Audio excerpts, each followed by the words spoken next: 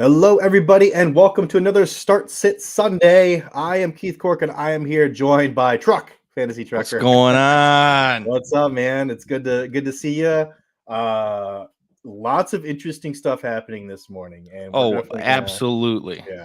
we're definitely gonna hit all of that. If you guys haven't already, go ahead and subscribe to that channel. Stay up to date on every time we go live. But we will answer your questions. If we do ask a question, though, please do give us a little insight on what your settings are, PPR, half PPR, what your league size is. It'll help us a whole great deal. But let's talk about it, man. Deshaun Watson, obviously, let's start there. He's going to be out, so DTR, get some reps here. Are you a DFS player? I don't even know that. Are you a DFS player? I'm a casual DFS player. I'll build like one lineup, a 50-50 lineup each week, just just based on my knowledge alone. But I don't dive in too much. I don't invest too much money into DFS. Yeah, fair enough. And I don't play super. I used to play super heavy. I don't do that anymore. But that's probably where the most interesting thing is for DTR for me, because he's super cheap, obviously, in DFS. So I think you can roll him out there in a lot of lineups there. But let's talk about season long football. I mean, are you trusting DTR here over? I don't know. Maybe you've got Derek Carr on your team. Maybe you've got somebody that's a kind of a low end QB1 or high end QB2. Are you starting DTR over them? I would have to have a pretty bad option, in order to start DTR today. The Ravens are a good defense, and DTR. I mean, we saw what DTR did in the preseason, but as we've seen the preseason unfold into the season, that's no indicator of current success in the NFL season. So, like, you can't just base off what you saw in the preseason and say, "Oh, he's going to be really good against the Ravens." Like, I don't know. I think this is going to be a messy game all around because of the Browns defense is so good that I'm going to try look elsewhere from DTR if possible. I don't think DTR is really going to be on your radar unless you're in like a super deep, super flex league and you have some injuries you're dealing with, Yeah, in that case, having him as my super flex, I'm okay with if in a pinch.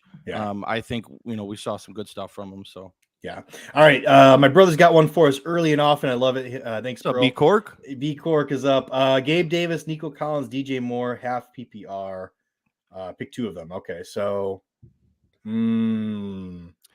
I'll start. I'm going to go with Gabe Davis and Nico Collins. I know DJ Moore has a positive matchup, but just from what we've seen, it's hard to trust him. The Buffalo Bills and the Miami Dolphins game is going to be awesome. I think Gabe Davis could have a big game. We've seen him have some good games already this season.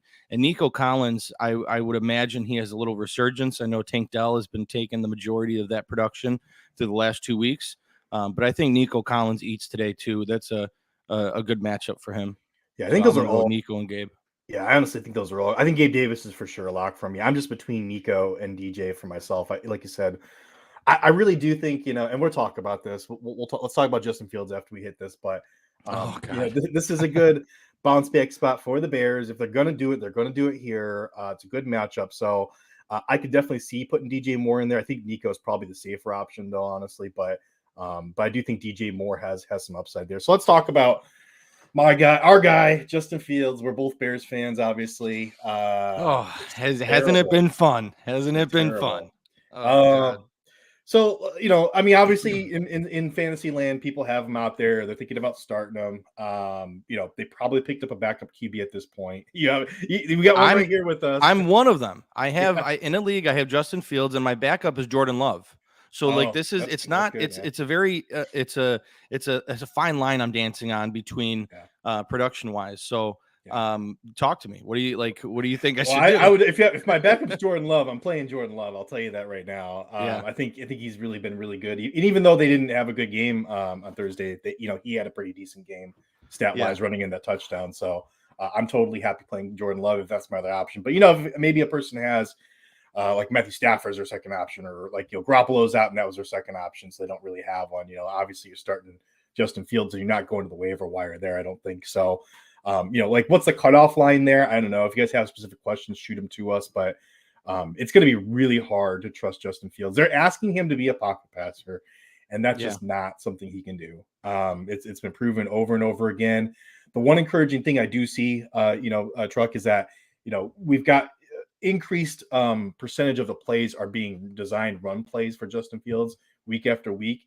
And so that is an encouraging thing. If he can get yards with his legs, especially in a matchup here against the Broncos, then I think that he could have a good game for you. So I'm in the start category. I think you have to, if unless you have Jordan Love as your backup, which I think is a great backup. Well, as a little tidbit, Jordan Love played on Thursday, and I chose not to. You chose not so to. I'm riding Justin Fields, and the reason why, this is my last go around with him. All right, I started him through the first 3 weeks, and it's been rough. And this week, if he can't do it this week, he's not in my starting lineup, regardless of matchup. He's a borderline droppable.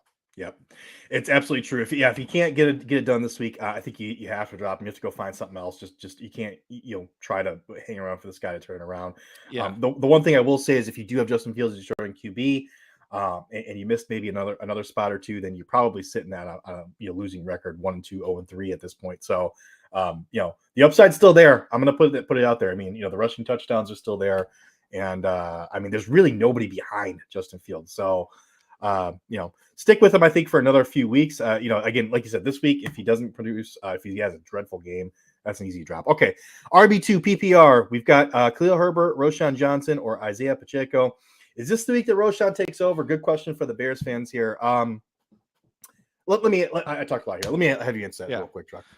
Yeah, so for me, I don't think this is the week that he takes over. I think Roschon and Herbert both have decent games. This Denver defense is trash, and the Bears should be trying to run the ball as much as possible to avoid errors from Justin Fields. So I would imagine they have similar games.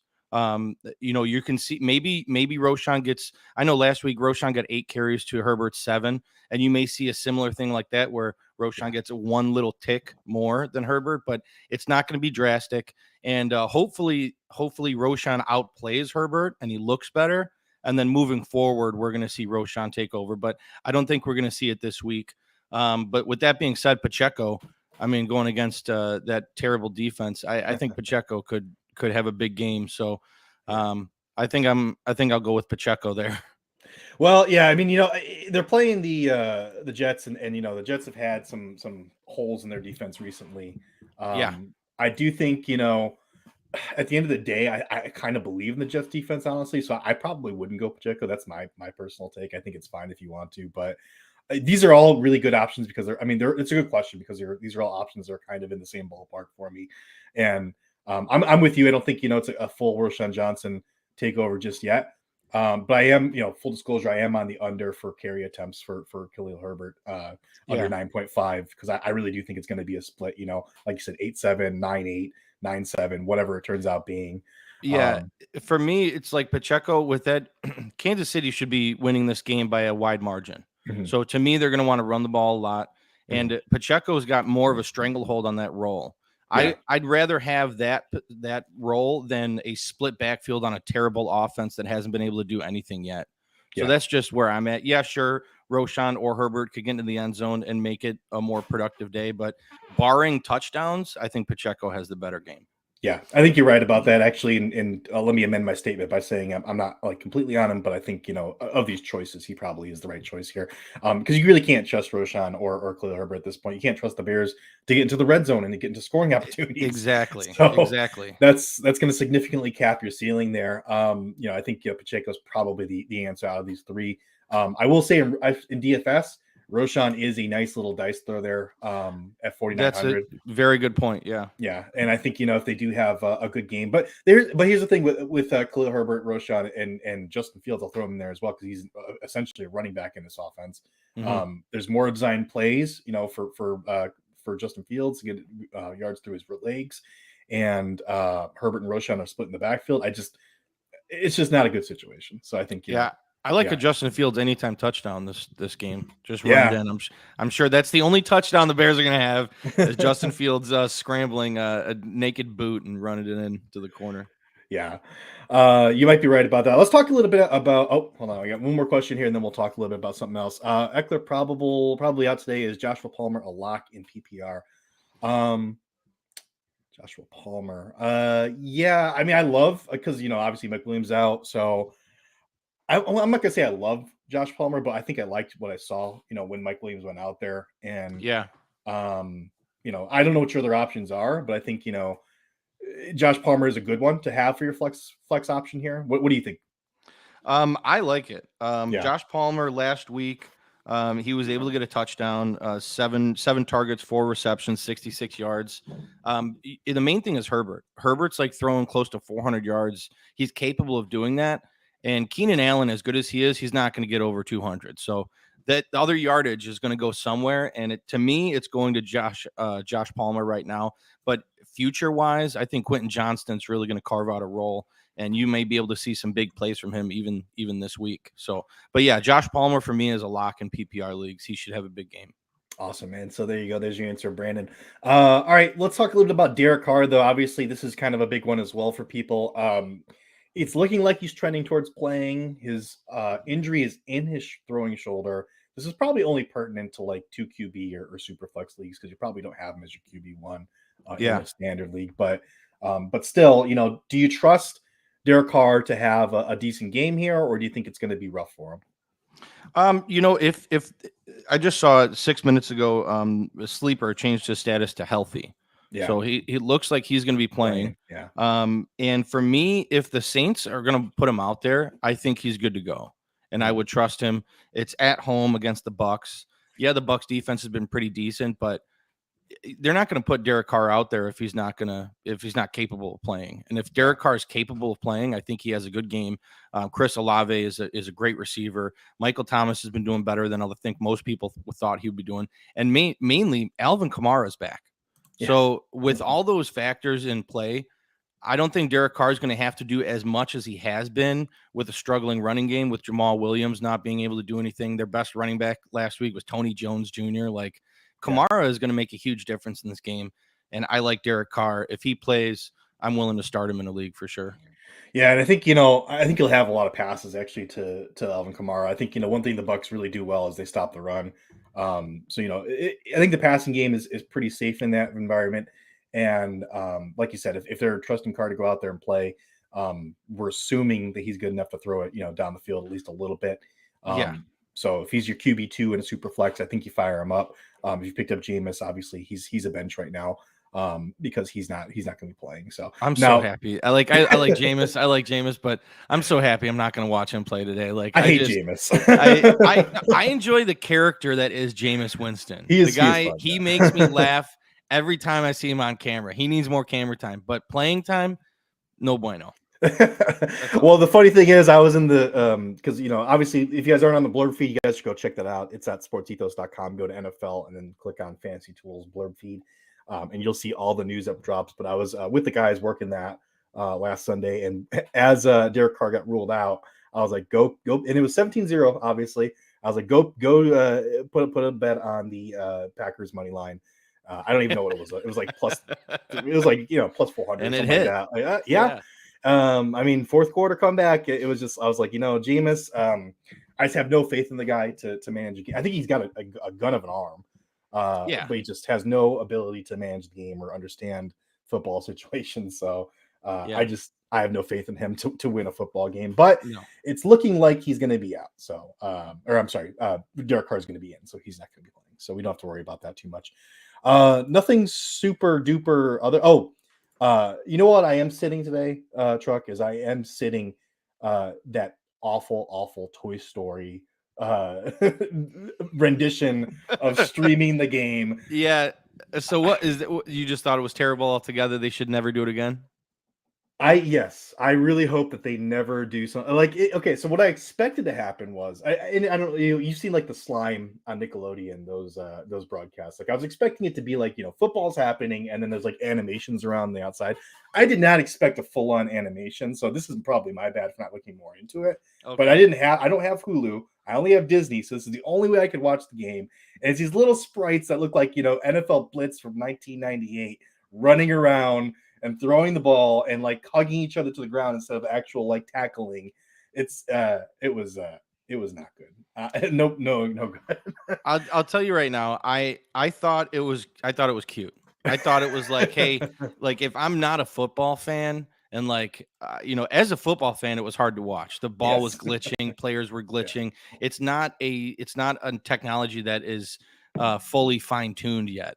And I think eventually when it could be, if it was legit and on the money, I think it would be fun to watch. I enjoyed seeing it. I don't know why they made Booger McFarland's head so big. I mean, that threw me off. I was like, whoa, this guy's got a massive noggin. So, it was ridiculous. But yeah, overall, like I knew it was going to be a full animation. I looked into it prior. And I thought, I'm like, I can't wait to see this. How are they going to do this? Do they have sensors on the players? Is it based all on video? Like the technology is so new and it's so cool that it's ambitious and I liked what they're trying to do, but it just didn't work out well. And it was hard to watch as a football fan. It was, that you're probably spot on there. And I was expecting something else. So that's probably a big part of this. Little news here. Well, not news. We've already known it, but just officially Rashad Bateman and Odell Beckham Jr. are going to be out in this game against the Browns. How are we feeling about, Mark Andrews, Zay Flowers? I mean, these guys are auto starts pretty much. I mean, Zay Flowers might not have been before. Now he is. Mark Andrews always is an auto start. But it's a tough defense. I mean, do you think you're going to get a ceiling game out of these guys? Do you think it's going to be rough for them without those offensive weapons? What do you think in this situation here? I see the upside's limited with Zay and Mark. I see you're going to see a floor game with them. You're going to see, Mark Andrews 5 for 50. Like, he hasn't gotten over 45 yards yet. First week, he had like 35, second week, 45. Like, he hasn't really been that active yet. And they're going to need him today if they want to win this game. So I could see him 5 for 60, something like that, over 10 points, kind of a floor game for him. And then Zay Flowers, same kind of deal. You're going to see a lot of targets going his way, but this Cleveland defense is so good that I just think it caps his upside for having a big game. For me, I have a couple leagues with Zay Flowers, and I have a really, really good wide receiver room. So I'm able to start better options with better matchups and kind of sit him. And that's where I'm comfortable going just because I want to swing for the fences and win these games. And for me, Zay Flowers is just a safe kind of, if you need 10 to 15 points, go with Zay Flowers. But if you're projected to lose and you have someone else on your bench with a better matchup that could go off, I'm just going with that other player. Yeah, generally speaking. Yeah, I think you're spot on there. I do have a bet here on Mark Andrews over 3.5 receptions. I think the number was just ridiculously low. Oh my God! Like, where did you get that? I think that was BetMGM, but it was minus 155. So I'm not winning a whole unit on it. Even I'm putting a unit to win less than a unit. But either way, I was like, I'm not taking that line. I mean, I think you got it. That's a lock. Yeah, he's gonna get targeted like 8-9 times, and he's gonna catch at least 4 of them. I think so. 100%. Yeah, so I think that's good. I did skip over one big major piece of news, actually, is that Jimmy Garoppolo is going to be out. I know a lot of people are eyeing this, Raiders-Chargers game, especially for DFS, as like a really good scoring environment. Let's talk about Davante Adams. I mean, Aiden O'Connell going to be the projected starter there. Is Davante Adams going to be safe, or do we just not trust the young quarterback here? See, for me, Davante Adams is the type of receiver where he can overcome a bad quarterback. Yeah. He's that good. He's that good at route running, that good at separation, that good at catching the ball. That for me, doesn't matter who's playing quarterback, I'm comfortable starting Davante Adams. And for someone like Aiden O'Connell, you need to lean on a guy like Davante throughout the game in order to feel comfortable and build your confidence. So I could see Davante being hyper targeted in this game. With this young quarterback going into play. So I'd be comfortable with Davante. Yeah. I'm in agreement there. I think, maybe I'm a little bit more comfortable about like a Jacoby Myers or something like that. But I think, Davante, especially with a young quarterback, we know with the young quarterbacks, they like to pepper their top target just because, like you said, they can overcome bad throws. They can help you be a little bit more accurate or reel in bad throws. So I think Davante Adams, like you said, he's pretty safe here. Maybe it limits his ceiling a little bit because maybe if they get up early, they don't throw the ball as much. I don't know if the Raiders are going to get up early on the Chargers, so we'll see how that goes. But I doubt it. Yeah, but on the other side of things, though, it kind of makes me a little worried, at least on the DFS front. I think in season long, you start them no doubt, but worries me a little bit about Herbert and Keenan Allen, which a lot of people are targeting in DFS. If it's a blowout early, these guys are probably not going to play a full 4 quarters. So the other side of that is, as always, hey, if they're not playing the fourth quarters because they absolutely destroyed them the first 3 quarters, so they're probably going to have a pretty good line anyways. So I get that, but it makes me a little nervous there. But do you think, our Chargers guys are safe to kind of reach their ceilings here? I think so. As long as Austin Eckler doesn't play, that's a big factor for me. If Austin Eckler plays and they go up early, they're going to run the ball. Without Austin Eckler, they have no running game. Like their Joshua Kelly has been trash since Austin Eckler has missed. So for me, I think they're gonna be forced to throw the ball to get first downs. Yeah. So throughout the game, I'm fine. I think Keenan Allen is going to have a monster game today. Justin Herbert is going to be throwing his lights out. So I like that. Still good plays then. All right, so we do have a little bit of news here. Jonathan Mingo, the concussion's been ruled out. It was trending that way anyways, but obviously Bryce Young going to be in, so no more. Who am I missing out here? Who's the backup there? Andy Dalton. Oh, there you go. The Red Rifle. Okay, so no Mingo there. Adam Thielen, obviously a good game last week with Dalton. Do you trust anybody with Bryce Young at quarterback? Let me ask that. I do. They're playing Minnesota, and Minnesota's defense is not very good. Yeah. So Andy Dalton had a monster game with Adam Thielen, but even the week prior, Adam Thielen still had a really good game. Yeah. I can't remember what his stat line was, but I know he caught a touchdown and he was very active. He was the number one receiver. So I think that I would trust Adam Thielen. I have him in a couple lineups starting in my flex position, and I like him, especially going against his Minnesota defense. If it was a tougher defensive matchup, I would go elsewhere and sit him, but I like Adam Thielen this week. So with Deshaun Watson out, does that make Cooper a risky play? What do you think there, Chuck? Cooper to me is another category like Devontae. He's like a Devontae Adams light, where with DTR, and we've seen DTR play, and he's capable of doing a good job at the quarterback position. So yes, it's a risky play because we've never really seen this play out, but I also think that it's somewhat of a high floor. Like I think Amari is going to get his. I think DTR is going to be able to get him the ball, and I would feel comfortable with Amari in my flex. Yeah, I agree. I think he's it's not like Deshaun Watson's been great anyway. So no, he's been Amari Cooper has been good all season, and catching balls left and right. So I feel pretty decent about that. I don't think I'm too worried about it. I don't think it moves the needle a whole heck of a lot. So I'd go ahead and fire up Amari Cooper. Maybe you're a little bit more skeptical about, Elijah Moore. I know he's been kind of on people's radar a little bit here and there, but I think either of those, I really do think that either of those guys is still fine here. So I'm not too worried about it. So yeah. Okay. Well, I don't think, not too much. If you guys do have any questions there, we got about another 7 minutes here. We're going to be hanging out, just talking, NFL. Any games you're kind of like excited to see today, and any like storylines that got you pumped up? For me, obviously Dolphins Bills. That game I'm going to be watching like just with my blinders on. I am watching that game. I can't wait to see how the Bills defense looks against this high powered offense. And I can't wait to see how Josh Allen is able to, hopefully not turn the ball over. So I can't wait for this game. I got a couple parlays on this game. I'm going to be watching this game very closely. And then also, sadly, the Broncos Bears. I want to see if Chicago can actually overcome what the terrible downslide that they've been on. And I'm holding out hope. I still have a little bit of hope in my heart that Chicago is going to come out and have a good game. But they just haven't really seen much through the first couple weeks for me to feel comfortable there. But those two games mainly, I'll be watching those. Well, it's both sides of the ball for the Bears. That's the really crappy part. If you were just like, okay, Justin Fields hasn't been good, let's see what he does this week, I think we'd feel more optimistic. But we also can't stop anybody on defense. No, and that was like I really was hopeful for our defense this year. Like going out and getting TJ Edwards and Tremaine Edmonds. Yeah. We have arguably like the most high paid linebacker room with those two guys. And then we go out and get what's his name? The defensive end. I can never pronounce his name correctly. But anyway, we did things on defense, and I thought Brisker was going to do good, and it's been sad.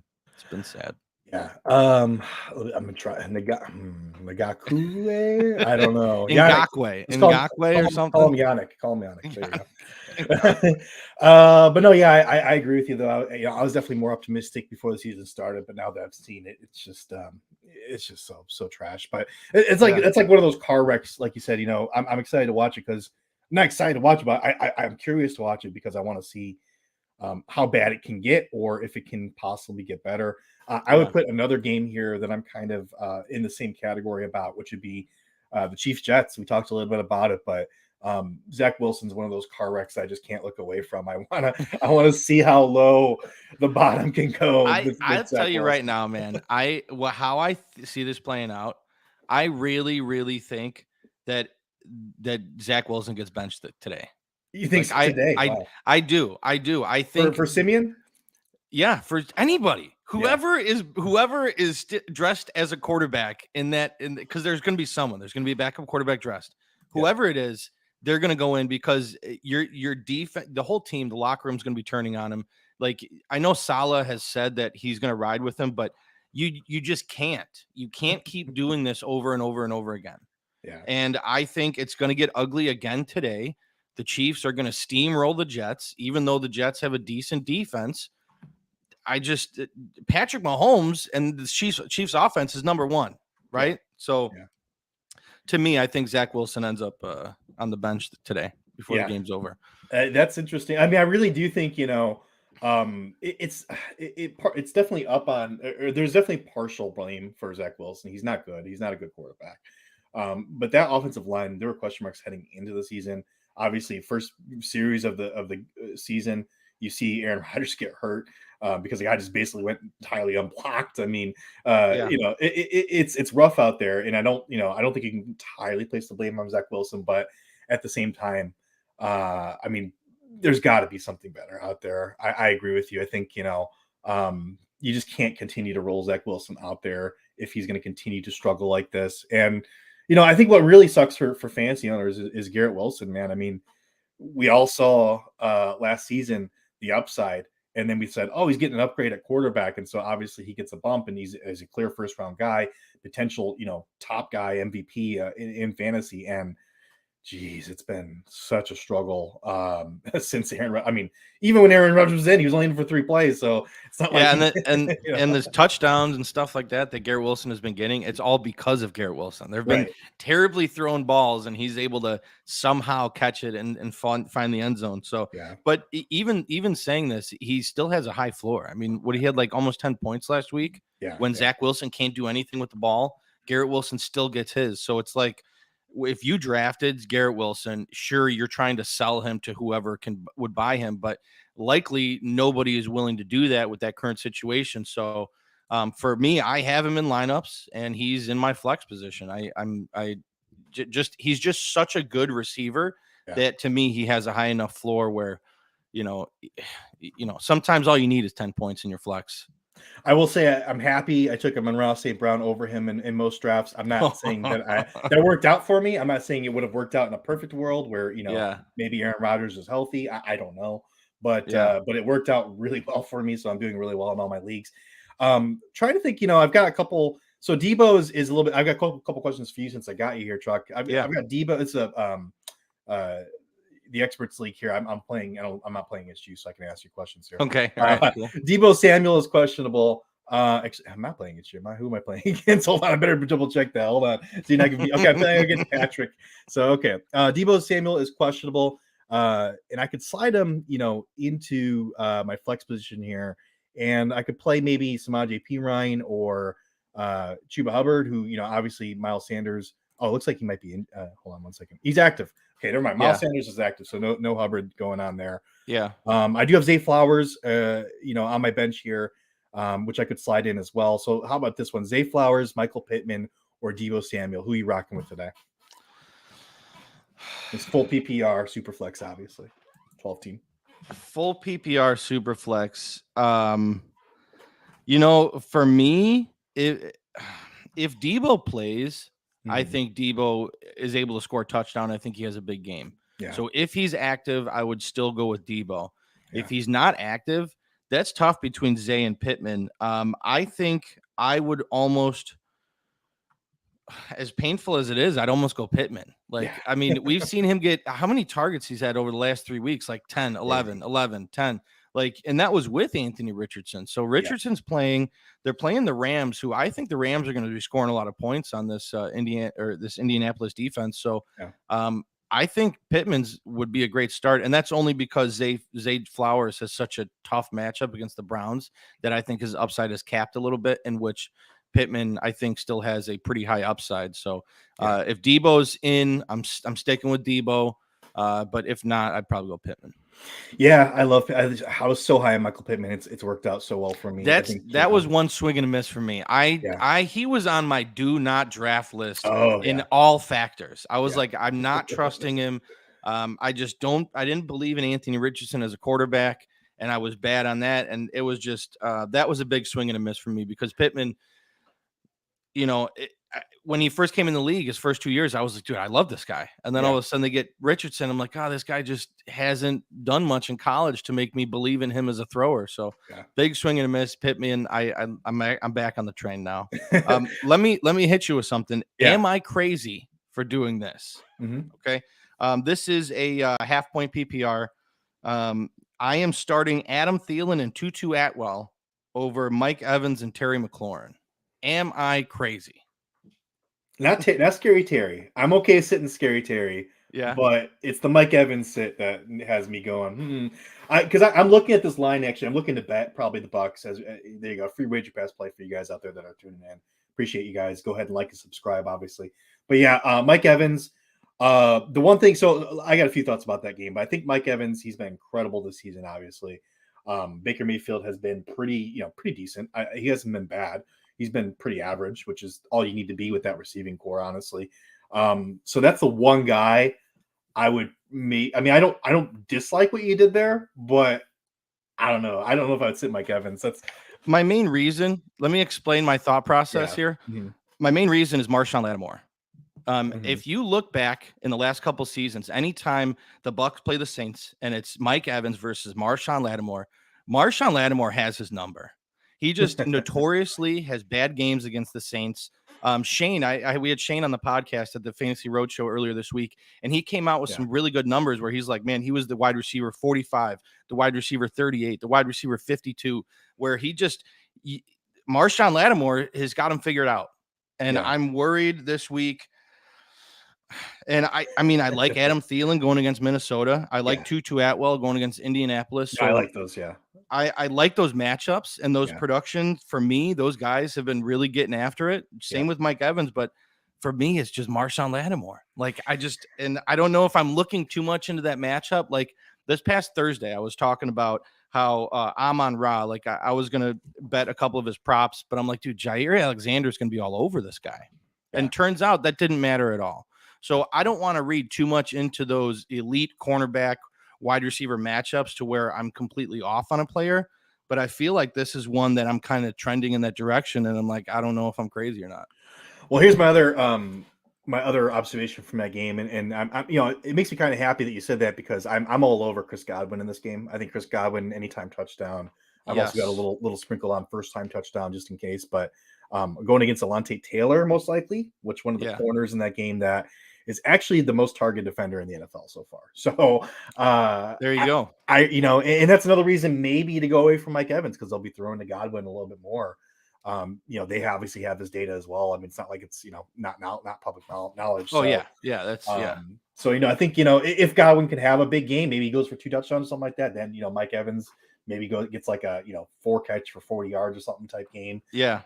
Which isn't super impressive. So I could see a scenario where that absolutely works out for you. I feel better. So I don't think you're crazy, but I do think it's tough to fade Mike Evans, I would say, the way he's played this season. Let me ask you, I got one more question for you before we head out of here. And if anyone does have a question, shoot it in the chat, guys. This is a super deep league, though, a 30-team dynasty league, actually. Oh, my God. But I'm trying to win now. So I need my flex option here. And they're not great. I'll tell you that right now. Okay. Not great options, but I've got Devin Singletary. Mm-hmm.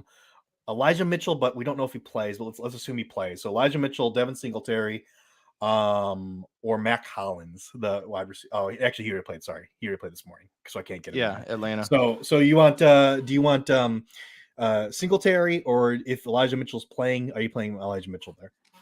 I'll go Singletary. Okay. Just from what we've seen with this Houston offense.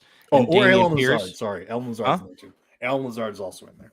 Yeah, I don't know, man. I think I'd still go Singletary. I just with Dameon Pierce kind of being very lackluster and just kind of not being able to get it done. I think you start to see more of Singletary in this offense to try to spark something on the running back room. So yeah, I'd probably go Singletary. Sorry, I'm just seeing here Drew Holiday to the Celtics. I know this is a football show, but holy crap. If they did get them Drew Holiday to the Celtics, that's a nice little get there for the Celtics. Yep. Wow. Blazers are trading Drew Holiday to the Celtics. Wow. I'm sure Dan Bespris from SportsEthos will be on this channel pretty soon here. So we better get off so they can get on. That's going to do it for us, guys. Really quick, who do you have winning that Bills-Miami game? Let's answer it in like 2 seconds here. Bills-Miami. Buffalo Bills at home against Miami. I think Miami's in line for some regression. I think everybody and their moms are betting on the Miami Dolphins after scoring 70 points last week. And the Buffalo Bills are going to come in and flex their muscles and quiet this Dolphins team down. Yeah, too much public on the Dolphins. I side with the Bills as well, so go Bills there. All right, guys, go ahead and like and subscribe to the channel. I'm sure Dan will be on soon to talk about that Drew Holiday trade there. But everyone have a great day and go win your bets and go win your fantasy lineups. We'll catch you next time. Ethos Keith at Fantasy Trucker. Go follow us on Twitter. All right, guys, check it out.